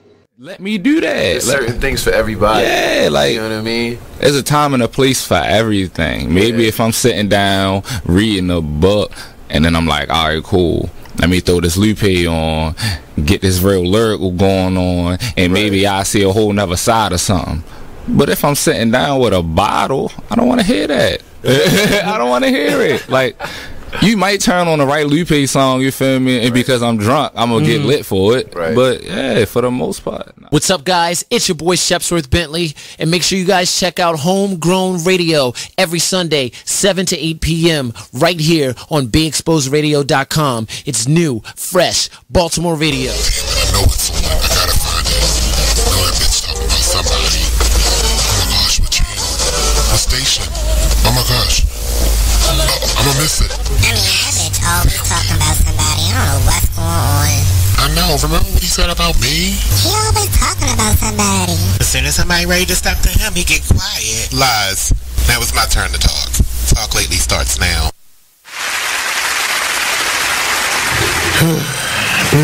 I still found a way to be late.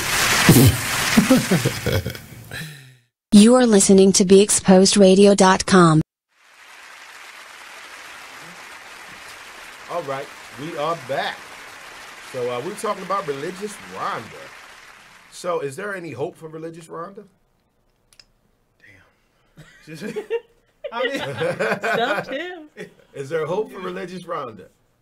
Or is she just gonna... Okay, so what if Religious Rhonda comes across a good man who's not really that religious? Is she going to pass him up? Is she going to reach a point and say, she's going to pass him up. He didn't come to Jesus. So. 9 out of 10 that he's going to pass him up. Yep, absolutely. I've seen it. Seen it happen? Mm-hmm. Yeah, I think she would too, because the system of religion is very powerful. People believe what they believe. You know what I mean? Mm-hmm. So if you ain't trying to be down with their belief system, probably not going to deal with you. You know? Any experience with religious, Rhonda, in your family or anything? Nope. No? Not on my You don't know any? Uh-uh. Oh, yeah, I know I some. know plenty. I know one named Rhonda. How crazy is that? Oh, my goodness. It's pretty bad, you know? That's pretty bad. So, yeah, I just lost my thought here. Yeah, so she thinks, you know, that good black men are not available. They're in jail or prison. Nope, they're available. Right, they are available. Mhm. They are available. I don't think Religious Rhonda understands her brand of relationship that she's trying to push on to a man. And if she would loosen up, she'd be. That's what I'm she'd, saying. She'd be attractive to a lot of men. Right. You have to have an good, open good mind. woman qualities probably in Religious Rhonda, but Right. just because he isn't like reading full on John 13 every other night doesn't mean he's a bad man. Exactly. And I believe that, you know, like most men want to be able to teach their woman something. It's a need that we have to feel needed. Religious Rhonda's not letting you teach her anything. She's just not. She's not going to let you teach her anything. And then on top of that, the teachings that she have will be coming from another man.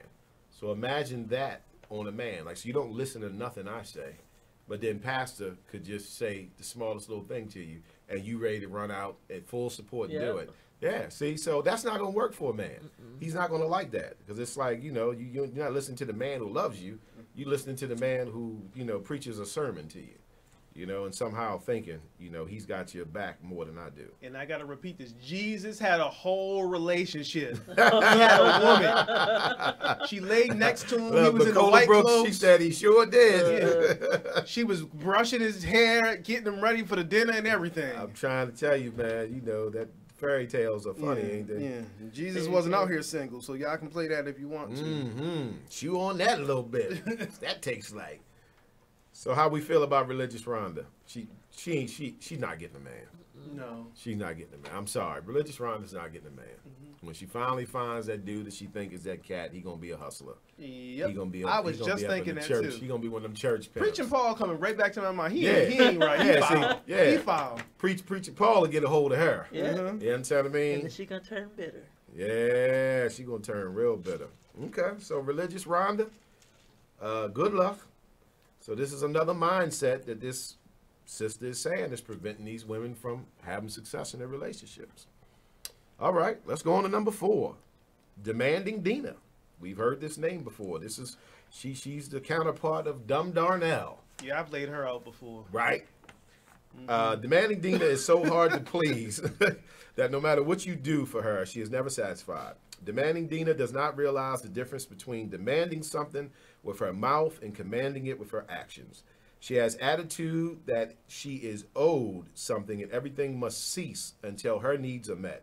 Demanding Dina is very needy and believes that the source of her happiness lies in the hands of the man in her life. Her expectations of him are far above what is rational or even fair. There is no room for shortcomings for anyone she deals with, and they must be on top of their game 100% of the time. Demanding Dina is argumentative, controlling. Yep. Let's see what else she is. Damn. She's hard and she's bossy. Men usually men usually just want to do whatever they can to get away from Demanding Dina. And Demanding Dina has not realized that men are not interested in a woman with more testosterone than him. Now, I agree with that wholeheartedly. You know, like, I don't think women today quite understand their position as a woman. You know what Demanding Dina does? Oh, I'm about to just irritate some people. Well, Here I go. you know, like she said, Yeah. you know, she wants to, you know, no man wants a woman that's But- trying to be better than him. But you know what she'll do? Trying to do his job. And I'm speaking from a black perspective, Mhm.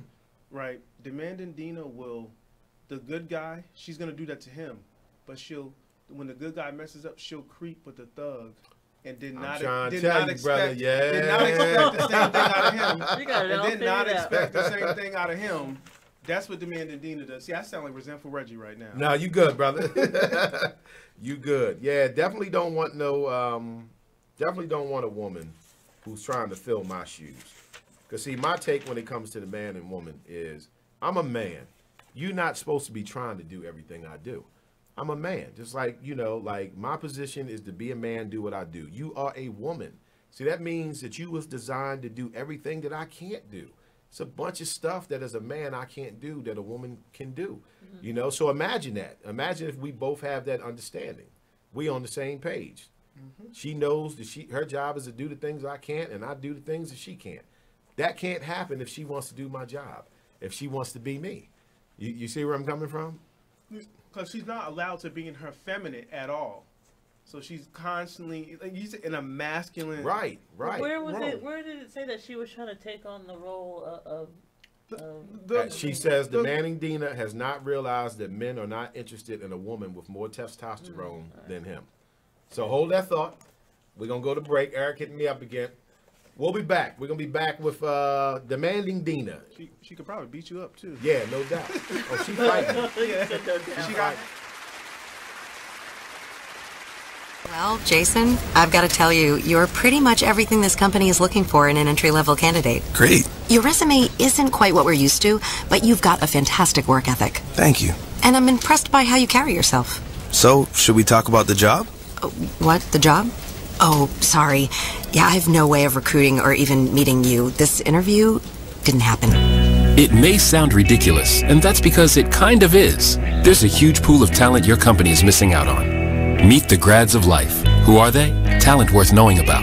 Young adults of unique determination and experience. An ideal fit for your company in an entry-level position, internship, or even mentorship. They might not have every qualification you typically look for, but they're exactly who your company needs. Man, we really could have used him. Don't miss out on a resource many innovative companies have already discovered. Go to gradsoflife.org to learn how to find, cultivate, and train this great pool of untapped talent. Brought to you by the Ad Council and gradsoflife.org. My name is Ruth Rusi. I'm a retired teacher. I'm 91 years old, and this is how I live United. I say retired, but not really. Once a week, I read books to children as part of United Way's education program. Reading to a child creates links between language and literacy. It creates a bond between grown-up and child. And believe it or not, it prepares them for a better academic future. Oh, we read about frogs and flies and pigs with wings, all sorts of juicy stuff. It's a joy to watch all those little faces. I figure I have the time and they have the need. And I've always believed that if we're not here to help each other, then what are we here for really? My name is Ruth Rusi. I help kids prepare to succeed in school. So I don't just wear the shirt, I live it. Talk Lately with Monty about Jennifer Holliday. Anyway, let's get back to yeah.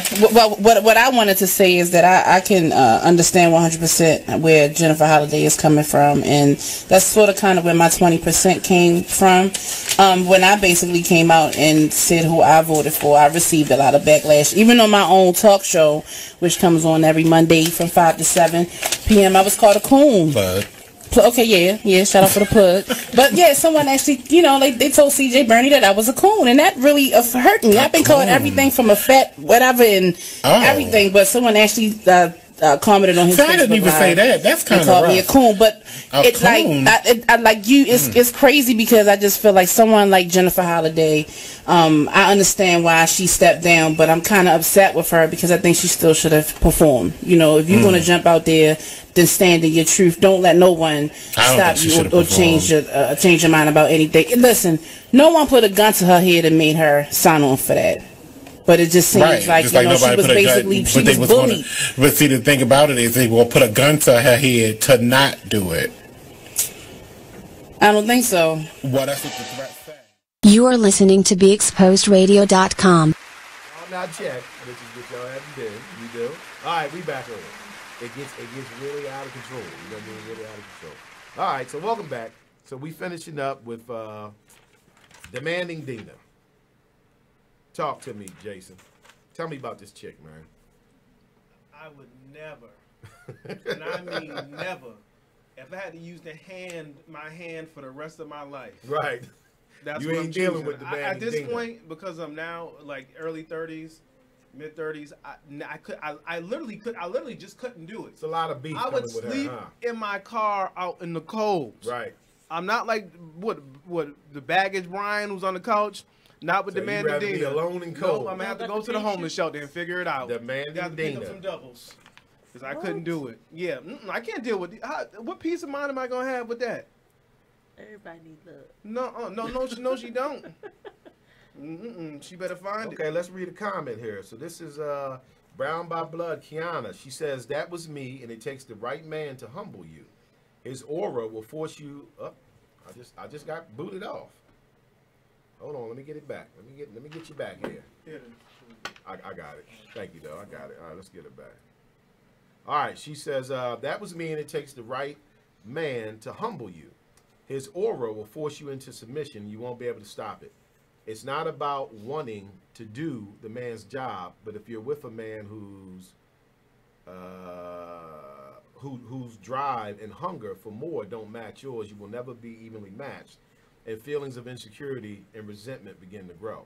Okay, appreciate your comment, Miss Kiana, and I'm glad you found that. That's what's up, because I agree with you. The right man can come along if you allow him to guide you, because see, one of the things is lost, right? And I know, this comment is not going to go well with women, right? But I'm just going to say it anyway, right? But it is a man's job in the natural pecking order in a relationship to teach his woman some things. I mean, everybody claims to be Christians and biblical and all that, but they skip over the verses that say that man is supposed to teach his wife, okay? Because at the end of the day, this is a man's world.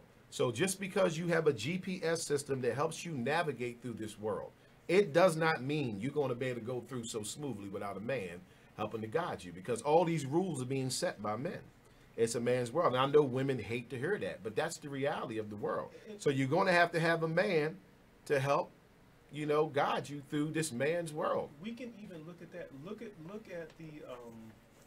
the black community. Look at the absence of the man. Right. That's it. It speaks I'm for trying itself. to tell you, exactly. That's a very good example. Just look at it. Absence of a man, and look what our communities are. Very, very good point, Jason. That's it. I mean, even if you look at the kid, there's no man. I mean, it's just, that's just right. Okay, let me read Ms. Brooks' comment. She said, women cannot submit to a man who has no direction and doesn't even know what he's doing with himself. He cannot lead her, and she will not follow. Okay, I get that, and I definitely believe that is true. I guess my question would be, how do you know that you can't submit to him if he hasn't had a chance to lead you? See, you have the power to bring that out of him. And if that's the perception of him, you need to not even deal. You need to gracefully bow. There you go. Nice to meet you. Right. But this isn't going to work for me, or you move on, because if you already are coming in, rare cases you can kind of switch your thinking. Right. If you know you don't respect this man, but it's that loneliness that will get them to deal with that type of man. Right. When you really should just be moving on, because you don't respect him. You know he has no direction. Okay. Yeah. You can tell after some conversations. Miss Kiana just said the man has to be able to teach you and have something to teach. Very true. He's got to have something to teach. But you won't know that until you allow him to lead. Now, if you allow him to lead and he doesn't lead you anywhere, then you throw the towel in. Say, listen, I tried it. I let him lead, and he took us down a one-way street. So I'm done with this. I get it. But I think it's going to be difficult for a woman if she tries to look at him and judge if he is a leader before he even gets a chance to do it. It's so funny that you say that, right? Because even if I'm with a woman, right? Mm-hmm. So, of course, if I'm going to date, I open doors and I do this stuff. But what I realize is I catch myself holding back because I'm wondering, this is so messed up. At what point is the aggressive behavior going to start? Right. I'm just being honest. No, That's I get what's it. in my mind. I get it. So sometimes for me, they could even be looking at me like he's not leading, but I'm really just observing before I put myself out there when I'm in these situations, because you don't even know if you're dealing with a resentful Rhonda or whatever. So you're anticipating it though, as if absolutely, absolutely, I'm anticipating it. I'm just being honest. That's just a general statement that black women are like that. And I'm agreeing with you, actually. But that's not the truth. It's not the truth? I'm not talk to us. I'm not telling you that. School us. I'm not telling you that it's the truth for everyone. I don't believe that. But what you want to make sure is that you screen and make sure you're not dealing with that before you kind of, So because you're sometimes telling me it that can you're be not going to do what you're supposed to do based off the fact that you're anticipating her being, I guess, demanding or. To a certain extent, yes. I'm going to observe and watch her behavior and see first, because a lot of times men do it. So she's not watching your behavior to see how you act. I want to get it. I want to get it out. Okay. I respond I'm just according. saying. No, it's true. No, I do respond according to a certain behavior because men do it too. Just like preaching Paul, then you find out he's a dog. So you have to observe people, you know, and just see what they're about first before you really start pushing that full effort. I'm not saying that observing could take 2 weeks. It could take 3 days. It could take whatever. But you feeling have to out process. You're feeling out process. You got to. Miss Dennis. Because people will hide stuff. I just don't like that statement. That's all. You don't like that statement? No. Talk to me. Because you're going into it with the mindset of I'm not gonna give you 100% based off the fact that I feel like at some point your true attitude can come out. Yeah, I'm not going to give you 100% initially. I'm going to get to know your name first. I'm going to get your phone number, and I'm going to go through the process. Okay. So it's true. Okay. I think through conversation, you start to get a gist. Mhm. You know, like the first time you take the day, like, okay, we're going out, we're going to get a bite to eat. But to even get that far, you have to already have it in your mind, like, okay. No. Feeling this person, but it's not. I could just be taking it wrong. No, it's not. No, it's not. It's not that extreme with me. Like, so again, it goes to preaching Paul. Look at his real intentions. But if you can know him for 6 months, I've known people who know people for an extended amount of time and then find out who they were later. Right. I mean, True. Unfortunately, I don't want to deal with bitter Barbara, so I'm going to screen. Right. I'm just being honest. Yeah. I'm not going to just jump into it like. When I was younger, in my 20s, and didn't know any better, great. Right. Now I know I'm aware that there's bitter Barbara and all Right. that. So I'm gonna make sure I'm not dealing with a bitter Barbara. Right. And then kind of take it from there because I don't want to end up getting bitter Barbara pregnant. Because she's not gonna. Then she gonna be bitter baby mama. Baggage Brian ain't got to pay child support. Right. She charging me. Oh, she charging you, yeah. And you She know what? charging That's me. an interesting statement. That is very true. Because them bums, they only be making them pay child support. But if she know you on point, she like, oh no, I'm taking him to court. Because I know where he works at and he makes money, you know, blah, blah, blah. But I see both of you guys' point, though. I see both points. And of course, you know, like you said, Miss Dennis, you know, you representing the female perspective. So that's what's up. Sit here and talk about it. I know that's right. You say, you get him, get on that bad Jason. Jason's bad. Yeah, so demanding Dina is just a problem. Definitely not my kind of woman, and evidently ain't nobody kind of woman, because she's saying these are the mindsets that are preventing these women from, you know, getting what they want. But yeah, you definitely got to let a man lead. If he proves not to be worthy of that, then, you know, like Jason said, kind of cut your losses. But see, I'm doing the same exact thing at the end of the day because I'm not in the business of fixing her. Right. I can repair something maybe with a little TLC. Right. But if she's that broken, there are men who can do that. I am not. Right. I'm not doing Right. That's as And far it does as take a I'm- special man. So yeah. I'm not willing to go unless I have to really be in love, and then oh Lord, you know what I mean. But that's about it. But I'm not in the because. Sometimes that's not everyone's place to do that. That's what you said, a special man. That's your choice, right? So I'd rather see, okay, what am I always screen and see what I'm dealing with. Right. To be completely honest. Yeah, I think that's a good idea. I definitely get that. Closing remarks for demanding Dina, Miss Dennis. You letting that go? I'll let it go. All right, let's move on to number 5. The last one is Loose Lucy. All right, so she says every man knows that Loose Lucy gives up the coochie. It doesn't matter whether he is worthy or not. Loose Lucy believes the only way to get or keep a man is to open her legs to him. She has an attitude that once she gives in to a man's sexual advances, he's obligated to her. Loose Lucy does not respect herself and suffers from low self-esteem. Some Loose Lucies will get pregnant in an attempt to entrap a man, believing that it will make him stay. Loose Lucy will sleep with friends, brothers, and maybe even fathers, sons, and cousins. Loose Lucy is desperate for a man, and when she feels that one will take the time to wine and dine her and pay her some attention, she will bear it all for him, believing that this time he is the one. There are 2 types of women that men deal with. Ones to have with and one to bring home. Oh, ones to have sex with and one to bring home to meet the parents. Loose Lucy is the booty call, not the after call. All right. That's completely opposite than what we were thinking it was. Was it opposite? Yeah. Yeah, but I see this insecurity there. She's longing for a father, in my opinion. Yeah, I think that plays a part in that. And men are trifling in this situation because you know. Indeed. So you're pretending to be in a relationship with Lucy to get all that freaky, and then when it's said and done, you moving on, you leaving them issues with her, and then you be like, oh, she crazy, oh, she acting. It's like, no, you pretending. Made her crazy. Right. Men are responsible for Lucy. Think so? Yeah. Okay. But you know what she is. You know she ain't. You know. Yeah. So we the ones still feeding her, right? Yeah, you feeding her. You know that vulnerability she has, and then you are tapping into it. So. Lucy said you can come over, huh? That's what's up. I know we just met, but you can come over. Talk to me, Miss Dennis. Any experiences with Lucy? Any friends or associates, co-workers, family members? Have you dealt with Lucy? I'm not gonna be like Jason and have my phone ringing. So no, I have not. No experience there. So what do you think about Lucy? I think Lucy is looking for love, but in all the wrong places. Yep. And using her hoo-ha to think she gonna get it. Are there a lot of black women who suffer from this? This woman thinks so, but what about our personal experience? Of course, we all know Lucy's. I think more so now it's a little bit different because I think black women are more so taught to protect. And that's a good thing. Protect their cookie, right? So it's not so much. Protect them cookies. There's some cookie monsters out here. I don't think it's more so now that it's a super, I guess, popular in the black women community because it's not looked upon as being a good thing to be. I disagree.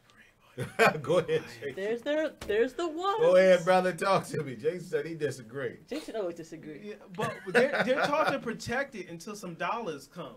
Dollar bill, yo. Ichabod always gonna hit. Right. You just stay. I ain't gonna lie. Shout out to Ichabod. What about appearances? Like men can mistake a woman for being a Lucy based on her appearance. True. Like I've even heard a black scholar. She's a female, and she was saying that black women could actually take the sexual charge out of the black community by simply changing the way they dress.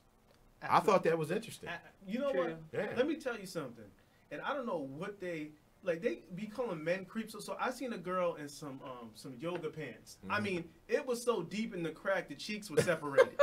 I'm just being real. And I just do. That is crazy how they rock that now with no shirt or nothing. And then she was it was just bouncing, and she had no drawers on. No. So you did. So look, He did. I was looking, and then she gonna look back at me like, "How dare you?" And it's like, "Well, ma'am, I'm attracted to women, and it's just isn't that the funny part? It's like, literally painted on. Right. It's no. And then you want me not to look. But you want me not to look, okay? Right. Because that's crazy.